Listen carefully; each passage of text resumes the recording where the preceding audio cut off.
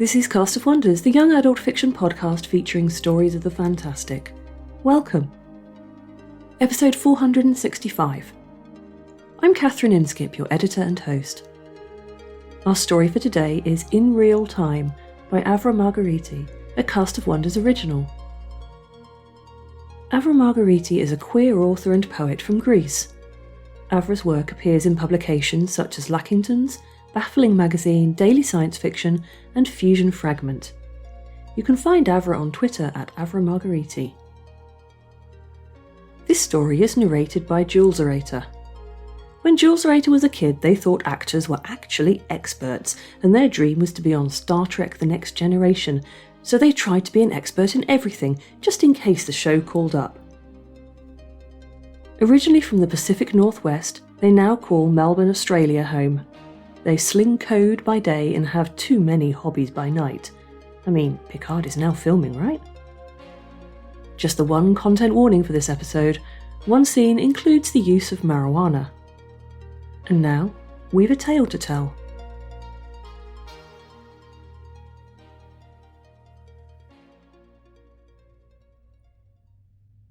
In Real Time by Avra Margheriti. Narrated by Jules Orator. The kites frozen across the sky dapple the lawn like stained glass.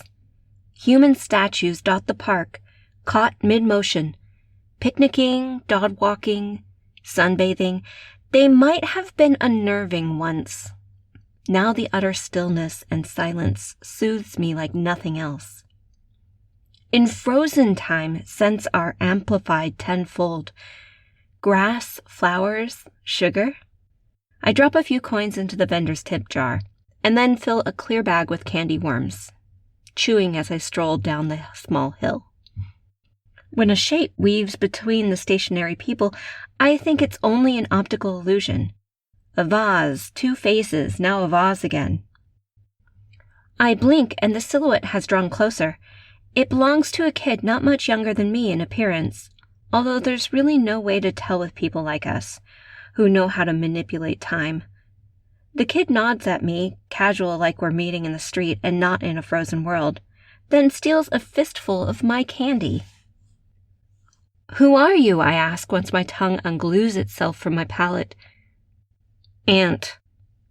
"Like the insect? That's not a real name." The kid raises a sharp eyebrow. "Isn't it?" Shaggy hair, loose clothes, a voice that is low and pleasant even when it taunts me. I cannot tell the kid's gender, and it unsettles me. It awakens my heart into a frenzy. Nobody ever told me you could look like this, that it was allowed. They pop the gummy worms in their mouth one by one. "And you?" Suddenly it's imperative I don't give this rude, unexpected visitor my name from Real Time. I don't think they'll use it against me, but in frozen time, I've only ever been alone, and therefore nameless. And I'm not ready for that to change. My eyes dart around the park, landing on an amusement ride in the distance, all paused in strange configurations. Their lights don't flash, but illuminate the space-themed decorations nonetheless.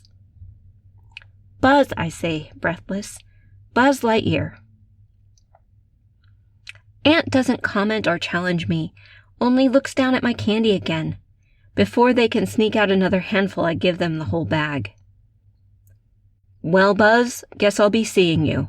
Ant turns around and weaves back between the statues. They pull some kite strings, untie the frozen people's shoelaces, a minor nuisance giggling to themselves.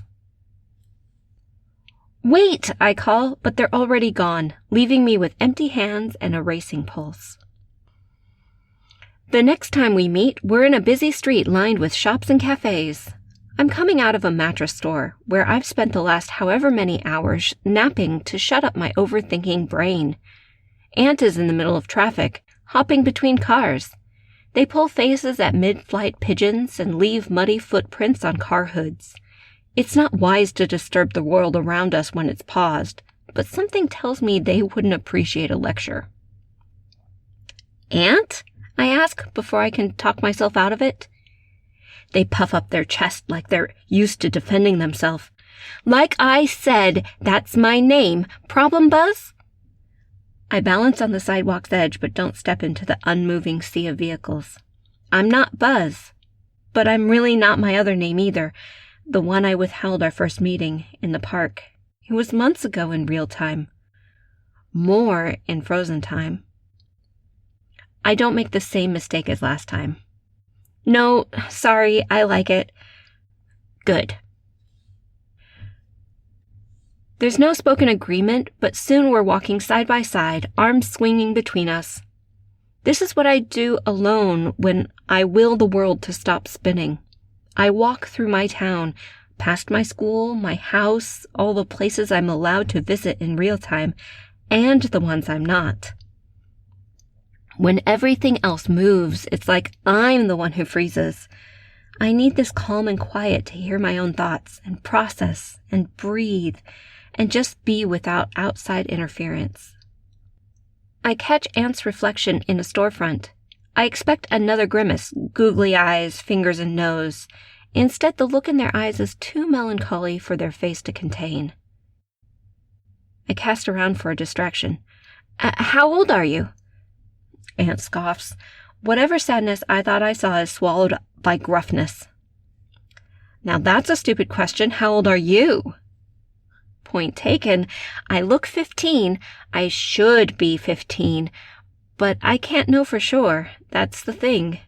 There's no way to tell how long I've spent in frozen time where clocks don't work.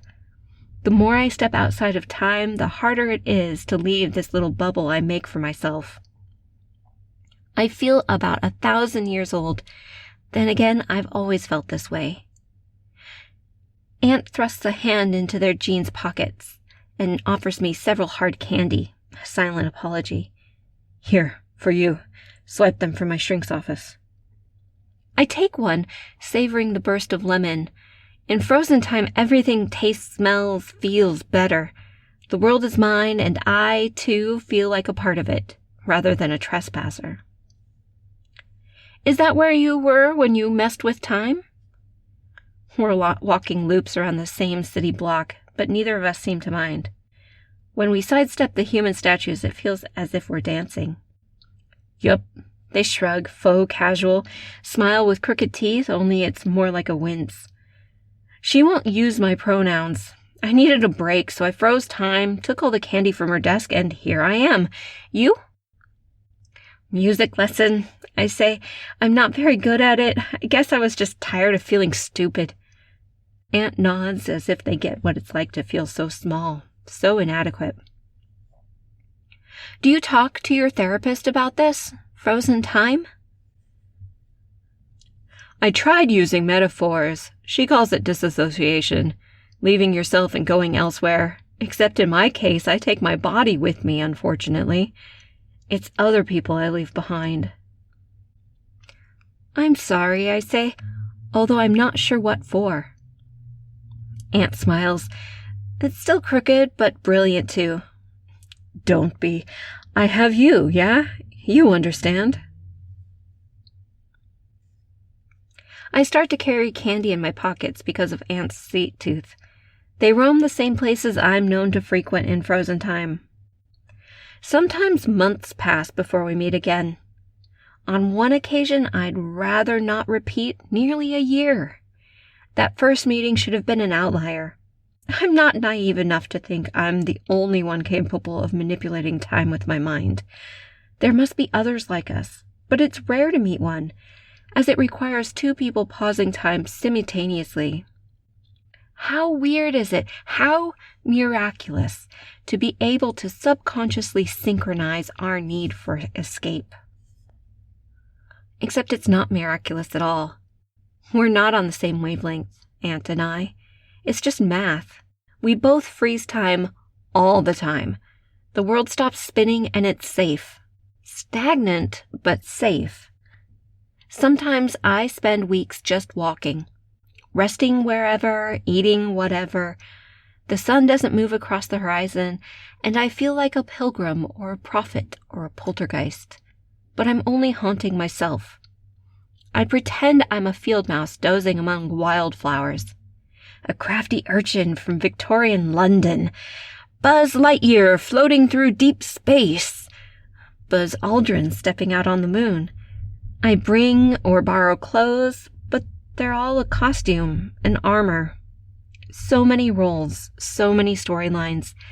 Anything but what I am in real time. Bee, you okay? I nod stiffly. We're in the park where we met. 4 years have passed in real time. In our frozen timeline, who knows? Aunt spots a flower with a bee in it. Fat and fuzzy with pollen. They take my hand and make me wave at the bee.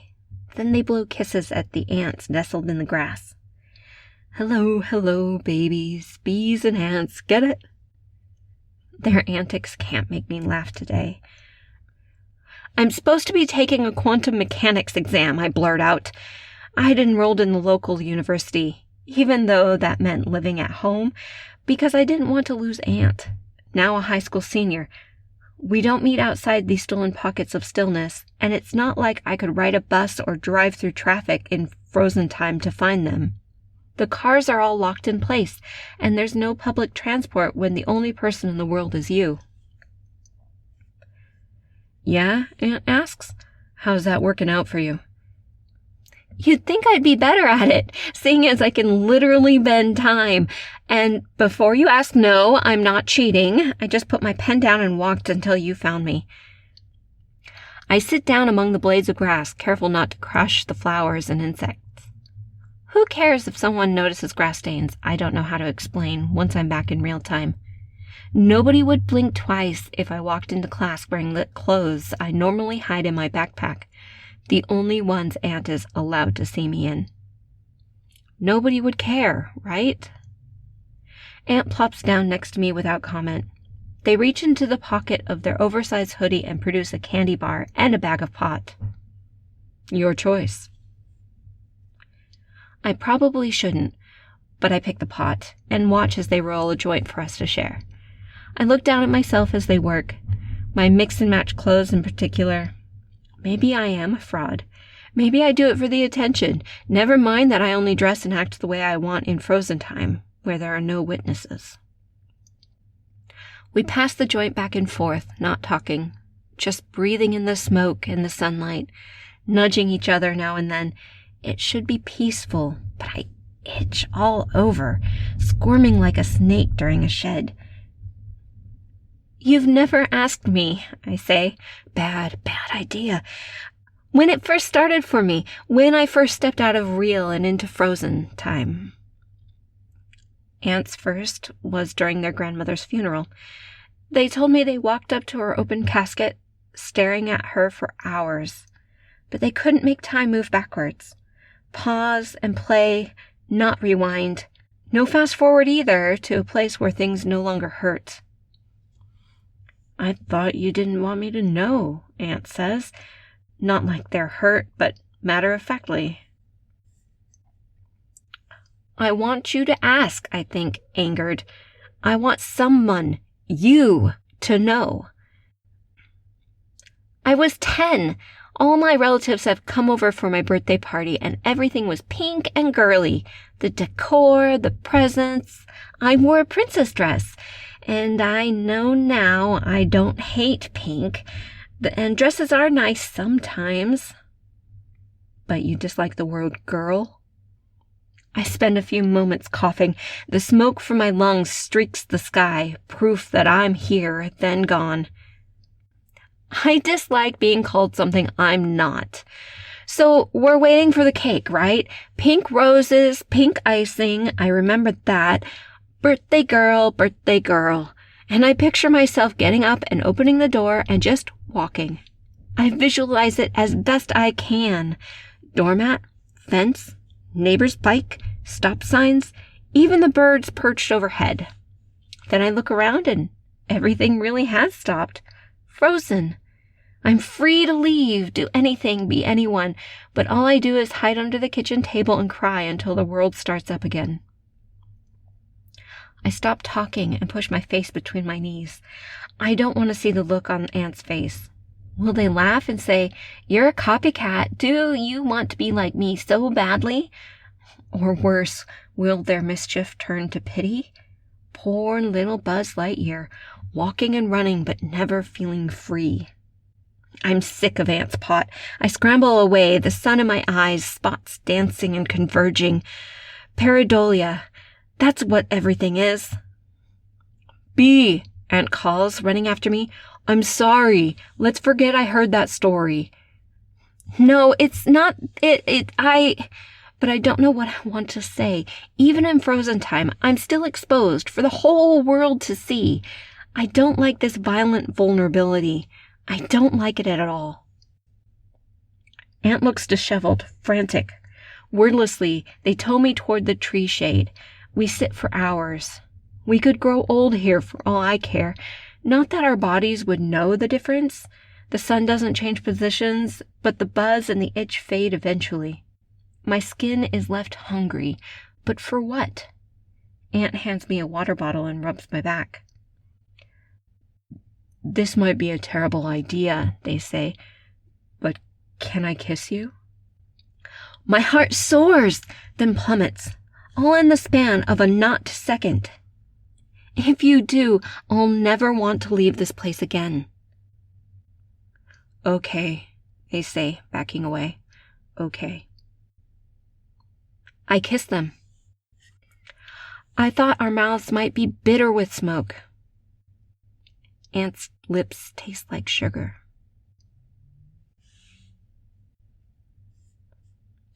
Things change after that. Turns out I was wrong. I don't freeze time for weeks after the kiss, then months.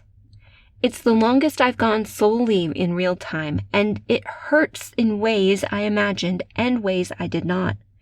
When I finally enter frozen time, Aunt is there, small and scared. It makes me wonder how long they've been trying to find me. Why did I ever stay away? "Did you regret?" they say. I say we're good, we're fine, and we are. We borrow bikes, we race each other across the lane, avoiding the other bikers like it's an obstacle course. Aunt falls and skins their knees, cackling because they won and I lost. Their laughter dies, however, when I find a first aid kit and disinfect their abrasions. So I'm starting my bio degree next month, at your university, apparently. And things change again, even when I don't want them to. I didn't think they would choose to stay here like I did. I still live at home, and sometimes I have to remind a bitter part of me that I did it for them, not because of them. But this new development brings with it complications I should have foreseen, like Aunt asking me to meet in real time.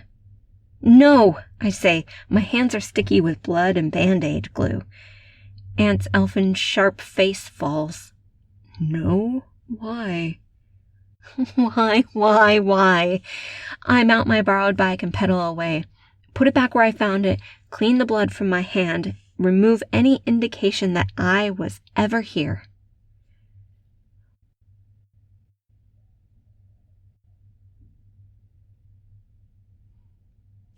When I first see Aunt in real time, I hide behind a car parked across the campus courtyard. They look exactly as they do in frozen time. From their never-seen-a-comb hair to their genderfuck getup. Something sparks inside me, equal parts pride and envy. They haven't spotted me. I know because their prickly exoskeleton is in place. Aunt wears it with everyone else, but they always let me peek at the soft, silly parts underneath. I'm building up the courage to say hi. I've turned down their invitation to meet so many times, but surely it's okay if it happens by chance. I can do this. Atone for leaving them confused and alone in frozen time. "Aunt, there you are!" A girl sprints across the campus green, freckled, lean, with smooth flowing hair down her tailored coat and plaid skirt. She hugs Aunt and they hug her back. Their scowl melts into a smile and together they step into the nearest coffee shop. I could call out too, introduce myself. Poor little Buzz Lightyear. Aunt would be happy to see me, but She's so girlish, so pretty, and my heart is a lump of coal in my chest. The rain hangs frozen in the park where we first met. It's not a storm yet, but judging by the purple gathering clouds, it will be. For now, the raindrops are sparse enough to walk between them without becoming wet. A different storm brews in the space between Aunt and I. They've been wanting to pick a fight with me for months, I can tell. "You've been avoiding me," Aunt demands. "I saw you on campus." I force my spine straight, although my body wants to curl defense like a pill bug. "With that girl. I wanted to talk to you, but..." Aunt has the kind of face that makes confusion comical. "Andy? She's in my class." "She's so pretty. I don't know what I'm saying, only that I can't stop the pettiness, the assumptions I would have hated to have aimed my way. I'm sorry, I won't be like her." Indy has a girlfriend, but even if she didn't, Aunt rakes their fingers through their hair until it turns into antenna over pointy ears. I've never seen them this agitated, not even when they talk about their family or therapy. "Buzz, Bee, please don't be like that. This isn't about envy. I know you. Talk to me." And they're right. I'm not envious. This is about roles and identities. This is about fear. A fear that grips me tight as I ask, "Do you, though? Know me? Do you even care?" This is about anger. Anger that makes Aunt's voice go tight and tunnel-like. "I've asked you to meet me in real time so many times, and you always refuse. I wouldn't ever expose you or force you to come out, or... You know how much I..." "Maybe you and I can only exist together in this bubble," I say. Lies, so many lies. A vacuum and nowhere else. They deserve better than my lies, than everything I have to offer. Aunt is trembling so much I fear they'll restart time by accident. "Maybe you just don't want to be seen with the likes of me in the real world, huh?" But that's not it. I can't allow myself to believe in a life, much less a relationship, in real time. Because when it all inevitably falls apart, I'll step into frozen time to protect myself and never want to leave again.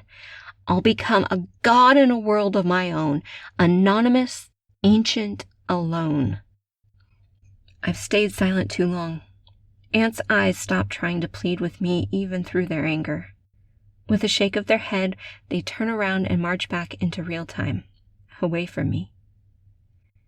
I remain in the frozen rain long afterward. My face is dry, except for my own tears. Enough time has passed for me to know Aunt wasn't the one trying to pick a fight that day. I was. Maybe if I pushed them away, if I let them believe terrible things, I could keep both worlds the way they used to be. I wouldn't have to make any changes. Any choices. This here is a choice. My bathroom door locked, my fingers holding a pair of scissors, my hair sectioned and loosely braided. The clock ticks the seconds from somewhere in my parents' house as the first blocks of hair fall into the sink. The urge to freeze time is there, but I swallow it down like bile. The first snip I make is for Aunt, because Aunt deserves someone who won't act like they're ashamed of them, of being with them.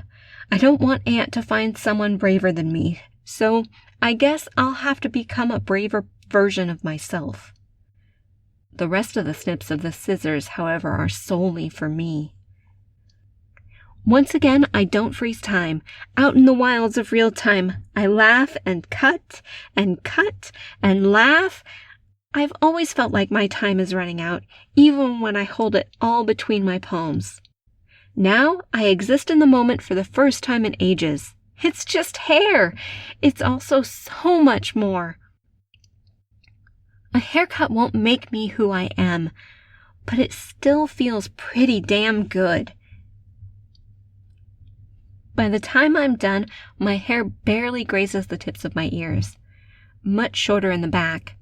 I hope Aunt will like it, but even if they don't, even if my parents and my uni friends and everyone else hate it, it doesn't matter, because my shoulders feel less heavy, my head clearer than before. Because I'm still grounded in real time, but it feels like I'm walking on air.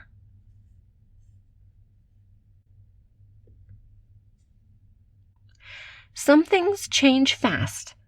Others have been shifting so long that they don't know how to reach that final stage of metamorphosis. The campus is filled with people, napping, making out, studying on the grass. A frisbee hovers midair like a UFO. I duck under it on my way to the picnic table where Aunt awaits. "I didn't think you were coming," they say. "I asked to meet, didn't I?" I messaged Aunt for the first time in our long friendship, arranging a meeting instead of letting our pain and longing sink. They shrug, eyes distant. Still. Already this is going all wrong. We have the power to manipulate time, Aunt and I, but we can't do magic. A haircut isn't magic. A text message isn't either. We're so old and so young, so smart and so stupid. I stick out my hand. Be, like the insect. They, them pronouns. Nice to meet you. Hope and caution war in Aunt's eyes, and I don't blame them. Aunt, same. Their hand is steady in mine, dry and a little rough from the cold. I'll have to knit them a pair of winter mittens, if they let me, if they still want anything to do with me. I owe you an apology, I say. Aunt's eyebrows drop in alarm. You don't owe me anything. I'm sorry I pushed you away and acted ashamed of being your friend. Thank you for letting me go at my own pace. Aunt is blushing, not used to thanks or sorry. They grumble under their breath, but then squeeze my hand 3 times. My pulse jumps, then settles, soothed. There's more to talk about, to apologize for, but we have time for it as much as we need. I'm ready if you still want to walk with me into real time. Aunt looks up. You don't have to. No, but I want to.